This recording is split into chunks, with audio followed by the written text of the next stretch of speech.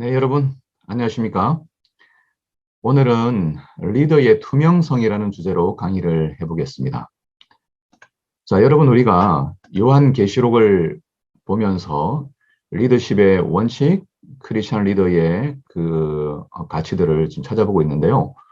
요한계시록이라고 하는 표제 속에 그 자체에 엄청난 리더십 원칙이 담겨 있어요. 자, 계시라는 말 자체가 가진 의미 때문인데요. 계시라고 할 때 사용된 헬라어 단어가 아포칼립시스라고 하는 단어입니다. 자, 이것은 아포칼립토라고 하는 동사에서 나왔는데요. 칼립토라고 하는 말이 감추고 숨기고 덮기 위해 무엇인가를 눈에 보이지 않도록 치워버리는 은폐를 의미합니다. 그런데 단어 앞에 아포가 붙으면 반대말이 되는데요. 아포칼립토는 덮여 있는 것을 완벽하게 볼 수 있도록 걷어내는 것, 뚜껑을 제거하는 것을 의미해요.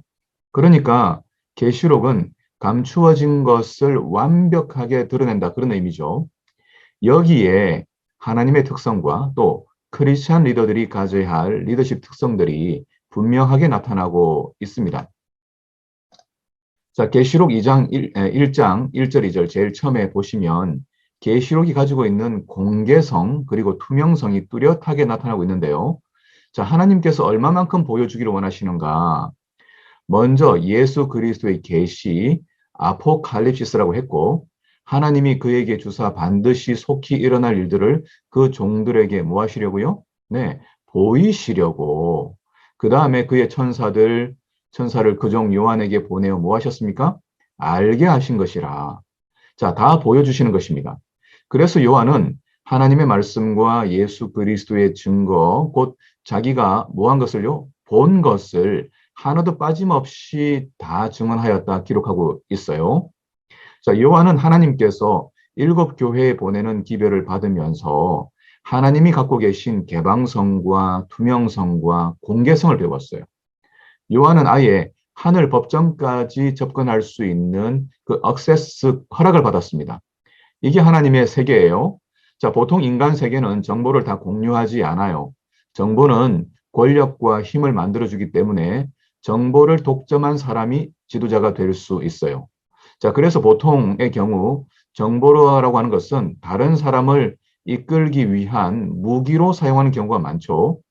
그래서 언론이라는 것이 갖는 힘이 무서운 거죠. 정보를 숙성시켰다가 적당한 때에 공개하는 기법이 권력자들이 주로 사용하는 기법 아닙니까? 하지만 요한계시록이 이야기하고 있는 하나님의 리더십은 개방하는 것이에요. 자, 하나님마저도 뭐하고 있냐면 당신이 가지고 있는 그 세계, 구원의 계획들을 개방하고 공개하고 또 투명하게 보여주신다는 것이죠. 자, 계시록 4장 1절을 보면 계속해서 이제 전개되는 내용들이 이 공개성 또는 투명성을 중심으로 계시들이 펼쳐지고 있다는 것을 우리가 주목할 수 있어요. 이 공개성이 사중으로 강조되고 있습니다. 첫 번째, 먼저 하늘에 뭐가 있습니까? 열린 문이 있어요. 그것을 요한이 뭐 하고 있냐면 보고 있습니다. 하늘은 열린 문이에요. 이 패스 가지고 있는지 확인해서 자격 여부를 따지고 어떤 사람은 들여보내고 어떤 사람은 배제하는 곳이 아니에요. 누구든지 목마르거든 그의 은혜의 선물, 자비의 구원의 선물을 받을 수 있는 곳이 천국이죠. 뭐 저는 아직 뭐 비즈니스석이나 1등석을 타보지 못했는데요. 비행기 내에서 클래스의 차이가 얼마나 큰지를 가장 뭐 뚜렷하게 느낄 수 있다고 그러죠. 탑승도 제일 먼저 하고 그다음에 내릴 때도 제일 먼저 내려요. 또 식사가 나오면 아예 이코노미석에서는 볼 수도 없게 커튼을 쳐버립니다. 이코노미석은 플라스틱 스푼을 쓸 때에 비즈니스석은 식기가 달라져요. 서비스가 아주 다른 것이죠. 이게 세상이 만든 시스템이기 때문에 어찌되었든 돈을 많이 벌어서 좋은 대접을 받는 게 뭐 최고죠. 하지만 천국 문은 활짝 열렸어요. 거기에는 스스로 죄인이라고 고백하며 또 오직 하나님의 은혜가 아니면 구원을 얻을 수 없다고 믿는 사람이면 누구나 들어갈 수 있는 곳이죠. 그래서 하늘은 열려 있습니다. 자, 두 번째는 하늘에서 나는 소리가 볼륨이 어때요? 나팔 소리 같은 음성이에요. 뭐 조그맣게 속삭이지 않아요. 누구라도 들을 수 있게 뚜렷하고 큰 목소리로 안내를 합니다. 귓속말이 없어요. 정보를 독점하지 않는 것이죠. 자, 여러분은 뭐 평상시에 뭐 좋은 소식이 있다고 하면 사람들에게 나누어 주나요? 아니면 숨기나요? 뭐 예를 들어 학생들이 장학금 준다는 소식을 들었어요. 그 소문을 내는 게 좋겠어요? 아니면 조용히 진행하는 게 좋겠어요? 또 누가 뭐 밥 사준다고 하면 누구라도 오라고 초청하여 데려가는 게 좋을까요? 아니면 나만 살짝 가는 게 좋겠어요? 자, 인원수에 따라서 메뉴가 달라질까 봐 몇 사람만 데려가는 게 좋지 않겠습니까? 뭐 마침 자동차도 5인승이고. 자, 어쨌든 나팔 소리처럼 큰 음성으로 공개합니다. 세 번째, 큰 음성이 요한에게 하는 말이 뭐죠? 예, 이리로 뭐 하라고요? 올라오라. 야, 이거 대단한 초청 아닙니까? 하나님이 인간에게 하시는 말이 올라오라는 거예요. 접근 금지, 뭐 접근하면 발포함, 뭐 이게 세상이 가진 태도 아닙니까? 서로 떨어지세요. 여기는 직원 전용, 여기는 뭐 VIP 전용. 뭐 저도 뭐 VIP 따라가 보니까 기분은 좋더군요. 차별 대우를 받는다는 게 기분이 좋아요. 나한테만 잘해주지. 나한테만 잘해주는 게 좋아요. 자, 모든 사람에게 다 잘해주는 친구는 별로 아닙니까? 자, 그런데 하나님은 요한에게 올라오라고 이야기하는 것입니다. 자, 그 다음에 이어지는 말씀이 뭐냐? 그 후에 마땅히 일어날 일들을 내가 내게 뭐하리라? 보이리라. 야, 이게 하나님 세계 내부를 보여주시는 건데요. 계시록에 나타나는 우리 하나님의 모습은 숨기는 것이 없어요. 모든 것을 공개하고 보여줍니다. 그렇다면 크리스찬 리더들은 어떤 모습을 가져야 할까요? 자, 계시록 4장, 5장이 진행되면서 하나님의 투명성은 점점 고조됩니다. 4장 2절에서 하늘 보좌에 앉으신 하나님을 직접 보는데요. 자, 하늘 법정이 봉착한 우주적 문제가 계시되고 있어요. 우리는 이것이 무엇인지 하나님께서 알려주셨기 때문에 알게 되었어요. 그것은 하나님의 성품과 관련된 사단의 고소 때문에 생긴 전쟁이죠. 하나님과 사단 사이의 전쟁의 이슈입니다. 자, 저와 여러분의 믿음의 문제는 단순히 내가 구원받고 천국 가는 정도의 문제가 아니죠. 우리가 믿음 위에 서게 되는 일은 실추된 하나님의 명예를 세우는 우주적 문제라는 것이죠. 사단은 십자가의 희생이 아무런 소용이 없을 것이라고 우주에 대고 소리를 칩니다. 죄인들을 위한 희생이야말로 가장 쓸데없는 값어치 없는 일이라고 대적하죠. 실제로 우리의 삶에서 보여준 수많은 실패들이 사단의 고소가 맞는 것처럼 보이게 만들기도 합니다. 봐라, 뭐 저렇게 구원해봐야 그 구원을 싸구려로 여기고 많이 무슨 소용이 있나? 뭐 그렇게 이제 공격하는 것이죠. 하지만 우리가 믿음으로 다시 일어설 때 실추된 하나님의 명예는 다시 세워지는 것입니다. 자, 여러분, 우리가 주님의 모습을 따라 아름다운 그리스도인 삶을 살아야 하는 이유가 무엇인가요? 우리의 믿음이 우주적인 사건이라는 거예요. 다 공개되고 있는 것입니다. 하나님의 보좌까지 올라가는 거예요. 그래서 로마서 3장 25절에는 예수님께서 화목제물이 되신 이유가 우리의 죄를 간과하심으로 누구의? 하나님 자신의 의로우심을 나타내기 위함이라고 기록하고 있어요.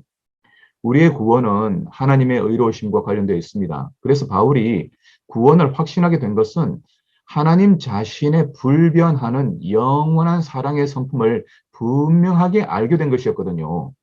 바울이 확신하고 보게 된 것은 하나님이 결코 자기 자신을 부인하지 않는다는 사실이었어요. 그래서 우리가 사랑하는 말씀 가운데 디모데후서 2장 13절에서 우리는 미쁨이 없을지라도 주는 일향 미쁘시니 자기를 부인할 수 없으시리라. 자, 여기에 하나님의 일관성이 있는 거예요. 이것이 우리 구원의 기초가 아닙니까? 여러분과 제 자신의 연약함을 뭐 어느 정도 개선해서 구원을 얻게 되는 게 아니죠. 하나님의 불변하는 사랑을 깨달은 사람의 삶 속에서 자연스러운 변화가 일어나게 되는 것. 이것이 칭의고 성화인 것이죠. 뭐 많은 분들이 칭의와 성화를 구분해서 설명하려고 하는데 사실 같은 거라고 보지 않으면 믿음이 구원하는 게 아니라 우리의 거룩함의 정도에 따라서 구원을 받게 되는 이상한 가르침이 들어오게 될 수 있어요. 자, 이 문제는 우리가 다룰 본질적인 문제가 아니기 때문에 여기서 넘어가도록 하고요. 자, 조금 더 자세히 보면 계시록 5장 1절에서 7인으로 봉인된 두루마기를 목격합니다. 공개되지 않은 문제가 있어요. 그래서 거의 희망이 없어 보입니다. 3절에 하늘 위에나 땅 위에나 땅 아래에 능히 이 책을 펴거나 보거나 할 리가 없어서 요한이 웁니다. 예. 예, 이게 지금 공개되지 않은 일 때문에. 그런데 5절에 뭐라고 말하냐면 장로 중에 하나가 내게 말하되 울지 말라. 유대 지파의 사자, 이건 동물의 왕 라이언이에요. 사자인 이 힘 있는 주권자인 이 예수님께서 다윗의 뿌리가 이기었으니 뭐 하신다고요? 이 책과 그 일곱 인을 뭐 하신다고요? 떼겠다는 거예요. 자, 그래서 사자인 어린 양이 봉인을 하나씩 해제합니다. 여러분, 이것이 복음이에요. 복음은 인류에게 구원의 비밀을 공개하시는 어린 양의 공개성에 있습니다. 하나님은 보여주시는 분이시거든요. 어떤 사람도 진리를 알지 못한 채 멸망당하는 사람은 없을 거예요. 천연계를 통해서라도 하나님은 자신을 드러내시는 분이시잖아요. 온 천지에 하나님의 인이 찍혀 있습니다. 인이라는 것은 하나님의 성품이거든요. 하나님의 성품이 나무에도 풀에도 빵에도 물에도 동물들에도 다 찍혀 있어요. 다 누군가를 위해 희생하고 섬기는 일을 존재 목적으로 하고 있거든요. 자, 그래서 로마서에는 2장 14절에 율법 없는 이방인도 자기 자신이 율법이 되기 때문에 핑계할 수 없다고 말하고 있는 것이죠. 자, 마지막으로 8장 1절에 가면 일곱째인 마지막 인을 떼시기 전에 이미 우리가 본 것처럼 반시 동안 하늘이 고요해져요. 이제는 하나님이 모든 것을 다 공개했어요. 남겨진 것이 없어요. 이것이 오늘 저와 여러분이 살고 있는 이 시대가 처해져 있는 모습인 것이죠. 하나님은 이제 모든 것을 공개하시고 우리에게 선택하라고 말씀하시는 분이에요. 이것이 하나님께서 우리에게 보여주시는 하나님이 이끌어 가시는 리더십의 모습이라는 것이죠. 자, 그래서 하나님의 통치 원리는 투명성과 개방성과 공개성입니다. 자, 계속해서 계시록 10장 7절을 보시면 일곱째 천사가 소리 내는 날 그의 나팔을 불려고 할 때에 하나님이 그의 종 선지자들에게 전하신 복음과 같이 하나님의 비밀이 이루어지리라 하더라. 여러분, 이 말씀은 어디서 많이 본 말씀이죠. 바로 아모서 3장 7절을 인용한 것이죠. 주 여호와께서는 자기의 비밀을 그 종 선지자들에게 보이지 아니하시고는 결코 행하심이 없으시리라. 이것이 하나님 나라의 통치 원리, 모두스 오페란디예요. 자, 그분에게는 음모가 없어요. 모든 것을 공개하시는 하나님. 그래서 히브리서 1장 1절에는 하나님은 선지자들 통하여 여러 부분과 여러 모양을 조상들에게 말씀하신 분이라고 소개하고 있는 것이죠. 자, 그렇다면 크리스찬 리더, 하나님의 통치 원리를 이 땅에 세우는 리더들은 어떤 태도를 배워야 하겠습니까? 교회가 가진 중대한 문제들을 소수의 사람들이 결정하고 이끌어가는 것이 과연 옳은 일일까요? 가능한 모든 회중들이 문제를 함께 인식하고 함께 해결하기 위해 마음을 합치는 것이 옳지 않겠습니까? 예, 이것은 매우 도전적인 일이에요. 교회가 시끄러워지지 않기 위해서라도 또 몇 사람들을 배려하는 차원에서 어떤 죄라든지 허물들을 덮어주는 일들이 필요한 것이 사실입니다.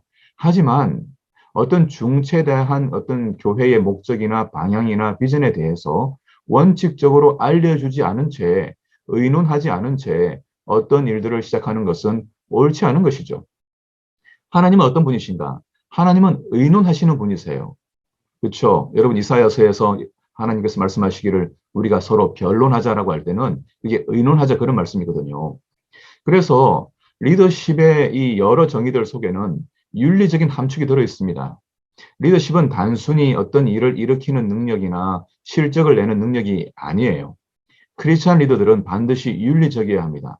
그것은 뭡니까? 예, 함께하고 있는 구성원들에게 가능한 모든 정보들을 공개하는 것이죠. 자, 리더십의 정의들을 한번 살펴보시죠. 이것은 일반 이제 세속 리더십의 정의들 중에 하나인데요. 리더십에 관한 정의는 뭐 여러 개가 있어서 참 뭐 정의하기가 어려운 일이다 그렇게 학자들이 이야기하는데 여기 이제 로스트라는 사람의 책은 제가 너무 좋아하는 책인데 이 사람이 한 이야기 중에 리더십의 핵심적인 내용들이 다 나타나고 있습니다. 리더십이란 상호 목적을 반영하는 진정한 변화를 일으키려는 리더와 팔로워들 사이에 영향력을 주고받는 관계다. 뭐 이렇게 해놓으니까 좀 어렵죠. 자, 리더십이란 한마디로 영향력 관계다. 예, 서로 긍정적인 영향력을 주는 힘이라고 이야기하고 있어요. 그래서 리더십은 모든 사람이 가지고 있는 것입니다. 예, 일방적인 건 없어요. 리더십은 항상 상호적인 것이에요. 이 영향력을 주고받는 관계가 뭘 일으키냐면은 진짜 변화를 일으키는 것이죠. 예, 서로 음모 작당해가지고 어떤 또 다른 사람들을 배제하고 소외시키고 또 힘들게 하는 것은 리더십이라고 말할 수 없는 것이죠. 그래서 히틀러가 리더십을 가지고 있다고 말할 수 있겠지만 그의 리더십은 진정한 변화를 일으킨 리더십이라고 평가하기가 어려운 것이죠. 자, 이 진정한 변화라는 것도 윤리적인 의미가 들어있지만 상호 목적이라는 것에 예, mutual purpose라고 하는 것에 윤리적인 함축이 들어있어요. 무슨 말입니까? 함께 공유되지 않은 목적은 비윤리적이라는 것이죠. 일방적이라고 하는 것이 비윤리적이라고 하는 것입니다. 자, 또 다른 정의를 하나 볼게요. 이것은 노르트하우스라는 사람의 정의인데 리더십이란 공동의 목표를 위해 한 개인이 그룹에 영향을 미치는 프로세스다. 그렇게 말했어요. 자, 여기서도 공동의 목적이 중요한 부분인데요. 이것이 합의된 목적을 의미합니다. 리더들의 역할 중에 하나가 뭐냐? 비전을 공유하여 그것이 개개인이 붙잡는 비전으로 만드는 것이죠. 자, 때때로 이제 교회가 분란을 겪거나 어려움을 겪는 이유가 뭐냐면은 어떤 열성 있는 분이 좋은 아이디어를 가지고 와서 그것을 설명하여 이해시키는 과정 없이 그것을 섣불리 시작하기 때문에 생기는 문제 아닙니까? 자, 교회가 가진 비전, 교회가 가진 어떤 계획들을 나누고 의논하고 합의하는 일들을 하는 것인데 합의하지 않은 일들을 비윤리적인 것이라고 할 수 있는 것이죠. 자, 그래서 교회의 리더들이 반드시 염두에 두어야 할 태도가 무엇이죠? 바로 사업들을 공동체와 함께 의논하여 진행하는 것입니다. 이때에 자발성이 강화될 수 있는 것이죠. 신앙은 철저하게 자발성에 기초하여 기쁘게 교회를 그리고 지역사회를 섬길 수 있도록 유도되어야 하겠죠. 우리는 우리 주님을 사랑하기 때문에 얼마든지 헌신할 준비가 되어 있어요. 그런데 함께 대화하고 협의하는 과정이 없으면 방해를 받는 것이죠. 어떤 사람이 좋은 아이디어가 있다면 그것을 대화를 통해 공감하는 충분한 시간을 가질 필요가 있어요. 혼자 하는 것보다 불편하게 느낄 수 있는 부분이 있어도 이 과정을 거치고 나면 훨씬 건강하고 강력하게 사업들이 진행될 수 있다는 것을 경험해 보시면 좋겠어요. 자, 이런 이제 크리스천 리더십은 일반 세속 리더십과 모양이 완전히 다르죠. 로마 시대 황제는 이렇게 이해되었습니다. 황제는 뭐냐? The ruler answerable to none. 무슨 말입니까? 문자적으로 황제는 어떤 사람과도 의논할 필요가 없어요. 누가 뭐 질문하는 것에 대답할 필요도 없어요. 짐이 곧 법이에요. 결국 거기에 뭐가 없습니까? 투명성이 없어요. 설득이나 동의 대신에 마음에 안 들면 죽여버리면 됩니다. 자, 철학자들은 현실적인 황제 제도의 한계를 인식했습니다. 플라톤은 황제 제도를 적극적으로 동의하지는 않았지만 투명성이라고 하는 것도 적극적으로 강조할 수 없었어요. 뭐 한계 때문이죠. 소크라테스 역시 적당한 거짓과 속임수는 황제에게 정당화될 수 있다고 주장했어요. 그리고 그리스 정치가였던 포세이도니우스라는 사람도 리더십이라는 것은 명령이라고 생각했고 투명성보다는 권위가 중요하다고 생각했어요. 뭐 권위가 세워져야 돼, 뭐 일사불란하게 움직이고 전쟁을 치르니까요. 그는 이렇게 말했어요. 뭐 리더가 갖고 있는 태도는 뭐냐? 나는 배우지 않는다. 나는 다만 복종시키고 나는 백성들에게 복종을 강요할 뿐이다. 이렇게 말하는 것이죠. 그래서 구성원들의 태도는 뭐예요? 뭔가 의논하는 것이 아니라 그저 시키면 그대로 일방적으로 따라하는 그런 모습이 고대 로마 시대의 모습이었습니다. 스토아 철학자였던 세네카는 여기에 동의해서 한 말이 뭐냐? 내가 할 일이 무엇인지 말해보라. 나는 배우지 않는다. 뭐 다른 말로 나는 내가 판단하는 대로 행동한다. 그런 말이죠. 자, 이런 내용들이 소위 황제를 중심으로 움직이던 나라에서 주장되던 것들인데요. 리더는 뭐냐? 절대 권한을 갖는 것이죠. 여기에서 나온 정치 형태가 뭐냐면은 마키아벨리즘입니다. 오늘날 정치 형태에서도 용인되고 있는 것인데요. 마키아벨리는 중세 정치 사상가인데 그가 쓴 군주론에서 이런 말을 합니다. 정치가의 속임수는 항상 효과적이다. 왜냐하면 그는 인간의 순진함을 잘 이해하고 있기 때문이다. 그래서 그의 주장에 따라 마키아벨리즘이라고 하는 철학이 나왔는데 이것은 목적을 위하여는 수단을 가리지 않는 것을 의미하죠. 정치 목적을 위해서는 도덕과 종교에 반하더라도 일종의 폭력들을 사용할 수 있다고 하는 주장인데요. 이것이 오늘날 대통령제를 가지고 있는 나라에서도 묵인되고 또는 사용되고 있는 리더십의 현실입니다. 자, 그래서 좋은 리더라고 하는 것은 뭐 결과 중심적이고 원칙을 지나치게 신경 써서는 안 된다는 것인데요. 이것이 세속 리더십이 가진 한계죠. 그런데 이런 생각들이 오늘날 교회 안에도 들어와 있을 수 있다는 것입니다. 자, 오늘 우리는 정치와 교회에서 이루어지고 있는 은폐와 음모의 역사들에 대하여 어느 정도 알고 있습니다. 불투명하게 했기 때문에 만들어진 문제들이죠. 미국의 전 상원 의원이었던 모인 이한이라는 사람은 냉전은 끝났지만 음모는 하나도 변하지 않은 채 여전히 정치 형태로 계속되고 있다. 그렇게 이야기했습니다. 오늘 우리가 살핀 것처럼 계시록은 하나님의 심판과 연관하여 진실된 리더십은 언제나 투명하다는 것을 이야기하고 있습니다. 우리 하나님께서 그런 분이시죠. 크리스천은 투명성을 위해 살아가는 사람들이고 특별히 재림을 기다리는 재림 성도는 하나님 앞에서 투명한 삶을 추구하는 사람들이죠. 우리의 개인의 신앙과 공동체 신앙에서 보다 더 많은 사람들과 의논하고 함께 비전을 공유하는 투명한 리더십을 사용해야 하지 않겠습니까? 또한 우리의 재정의 사용에서도 더욱 투명하게 해야 할 것입니다. 자, 오늘도 하나님과 사람들 앞에서 더욱 투명한 삶을 살아가기로 결심하면서 오늘 강의를 마무리하도록 하겠습니다. 여러분 수고 많으셨습니다. 감사합니다.